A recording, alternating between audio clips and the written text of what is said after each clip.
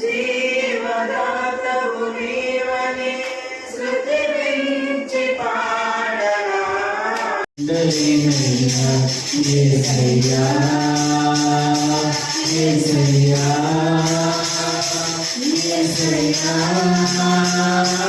యేసయ్యా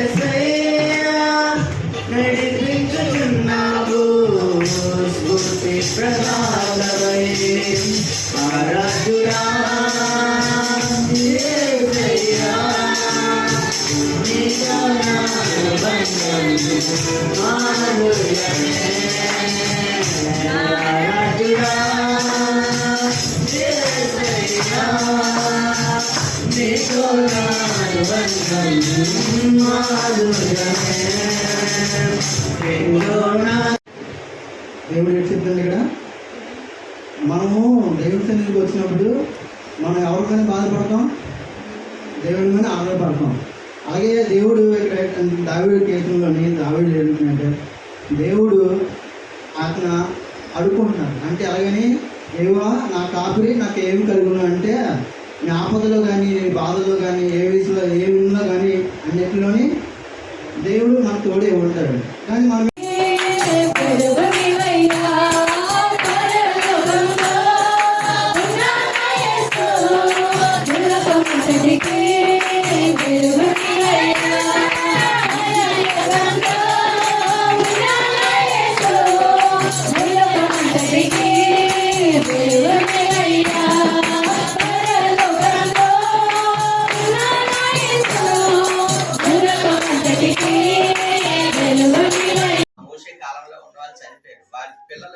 పిల్లలు మాత్రము ఆ కనాను దేశానికి వెళ్ళారు.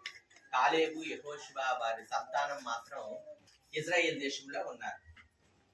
అయితే చనిపోయిన వారికి ఉన్న ఆ బీజము నేటి సంఘాల్లో కూడా ఉంది.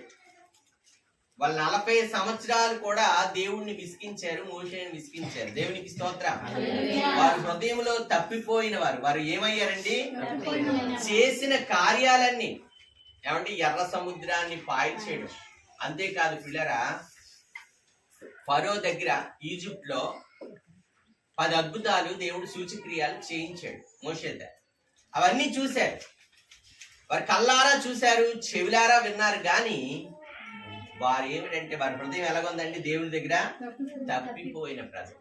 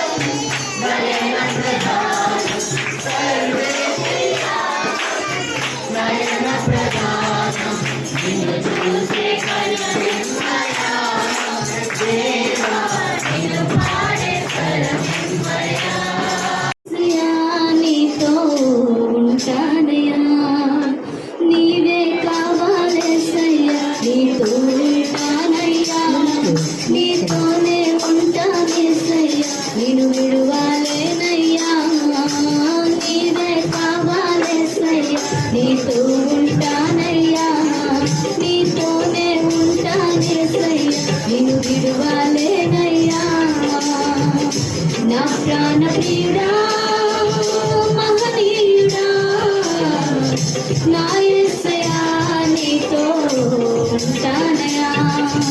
ప్రేమయు ప్రభువైన యేసు క్రీస్తు వారి కృపయు పరిశుద్ధాత్మ యొక్క అన్యోన్య సహవాసము ఇప్పుడు వచ్చిన మనకును తను ప్రేమించిన సకల పరిశుద్ధులకు సదాకాలము తోడైండి నడిపించును గాక. యేసు రక్తమే ప్రభేసు రక్తమే ప్రభేసు రక్తం సంపూర్ణ గాక. ఆమేన్. అందరికీ